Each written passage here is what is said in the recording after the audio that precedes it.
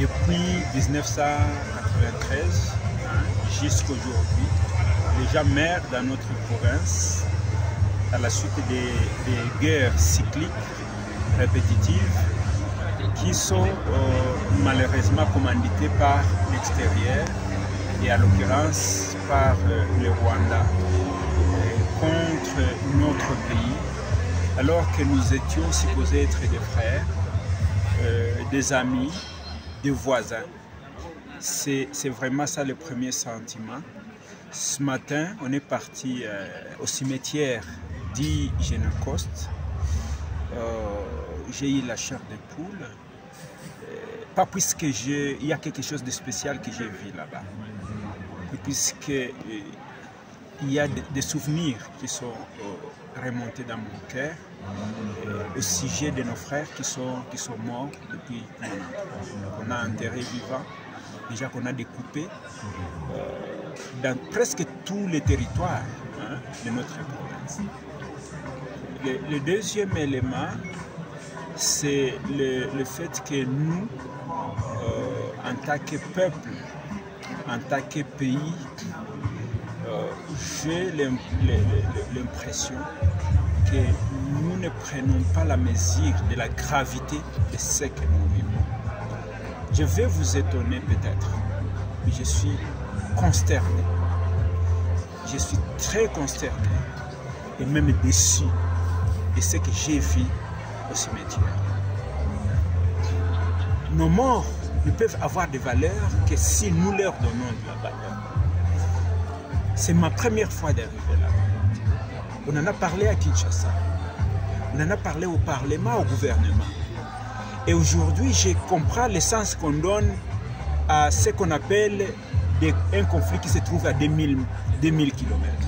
Effectivement, j'ai compris pourquoi ils disent. Comment est-ce possible? Tous ces discours qu'on a développés autour de ce cimetière, de cette journée ici, ce que j'ai vu, ça me bouleverse, ça me déçoit. Ce n'est pas possible. J'ai visité le cimetière des génocides dans d'autres pays. Ce n'est pas ce que j'ai vu. Ce n'est pas possible. C'est de la honte. Je ne peux pas faire venir des partenaires extérieurs pour aller visiter notre cimetière de Génocoste, puisque ce n'est pas à la hauteur. Ça va nous faire la honte, je vous dis. Est-ce que nous manquons de moyens pour construire quelque chose de bon, quelque chose de présentable, quelque chose qui honore nos morts? Et nous allons après pleurer, commencer à critiquer la communauté internationale. Vous voulez que la communauté internationale, même pour construire le cimetière de nos morts, la communauté internationale mette de l'argent? Non! Si moi je n'honore pas mon père, qui va honorer mon père? Si moi je n'honore pas mes frères, mes enfants, qui va honorer? J'interpelle le chef de l'État. Il ne doit pas prendre à la légère cette situation ici. Les gens qui travaillent avec les chefs de l'État, ils sont en train de leur rendre un mauvais service. Ils détruisent son honneur et son image. Je ne peux pas comprendre. Quelqu'un ne peut pas m'expliquer qu'aujourd'hui, le gouvernement n'a jamais débloqué de l'argent pour construire cet espace-là. Et je vais poursuivre, je vais suivre cette situation pour savoir qu'est-ce qui se passe. Comment on peut avoir et faire une grande manifestation comme ça, dépenser autant d'argent avec un cimetière tellement... comment on peut appeler ça? C'est de la honte. C'est dégueulasse, je peux même dire ça. Aller au Cambodge, aller en ex-Yougoslavie, aller partout. Aller en France, là où il y a eu la guerre mondiale, jusqu'aujourd'hui, ils viennent et ils entretiennent leur cimetière pour les victimes. Et nous, qu'est-ce que nous faisons? Ça, c'est le deuxième élément que j'ai noté aujourd'hui. Le troisième élément, c'est que je constate l'absence de toute la communauté internationale. Qu'est-ce qui se passe? Et la MONUSCO, et les ambassades, et tout le monde, personne n'est arrivé. ça doit nous interpeller. Nous devons nous poser la question, qu'est-ce qui se passe exactement? Une explication simple. Ou c'est nous qui ne faisons pas très bien la diplomatie, ou c'est vraiment les complots dont nous parlons tous les jours. Un voisin ne peut pas faire le deuil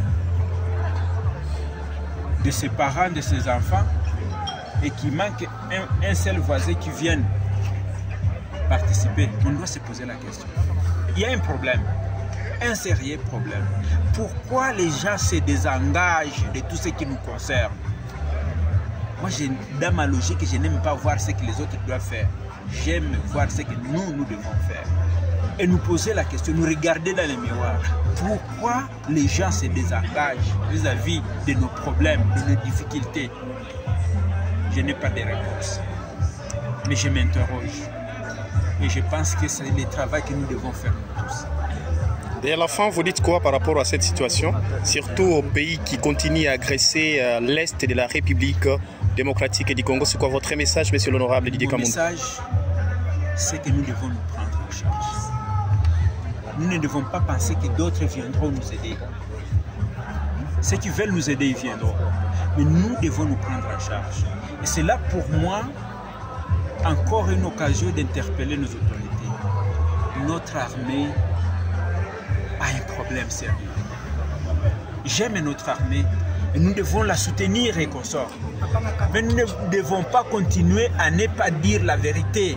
Il y a un problème dans notre armée et ça nous fait honte.